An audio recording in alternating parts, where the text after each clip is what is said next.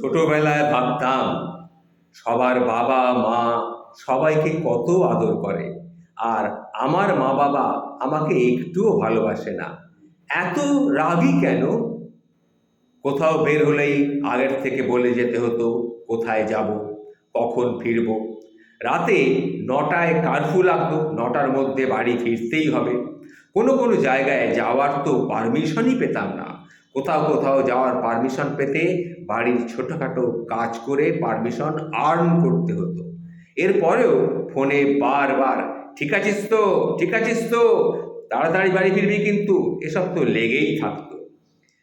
এখন যখন অনেকের বাবা মাকে দেখি রাত 2টোয় সন্তান বাড়ি ফিরছে না, কোথায় আছে, কখন ফিরবে কিচ্ছু জানে না দেখে টেনশন, না ঘুমিয়ে তাদের প্রেশার বাড়তে থাকে, তখন বুঝি আমার বাবা মার মনে কি চলতো ওই আটকানোর সময়। এইভাবে আমাদের সে তখন বাধা দিত, সেই সময় তাদের কত টেনশন হতো, এখন সেটা আমি বুঝি। It made me realize that having a strict parents was a blessing. Actually, they saved our lives. তাদের কিছু কিছু বিহেভিয়ারের মানে তখন হয়তো বুঝিনি, কিন্তু এখন বুঝি। ভাগ্যিস তারা স্ট্রিক্ট ছিলেন। তারা অতিরিক্ত আদর দিয়ে, বকা না দিয়ে মাথায় তোলেননি বলে আমি স্বার্থপর, অকৃতজ্ঞ, অমানুষ হতে পারিনি। মা বাবাকে অসম্মান করা শিখিনি, এখনো খালি নিজের না, তাদের শরীর ভালো মন্দ মন্দের খবরের কথাও ভাবি।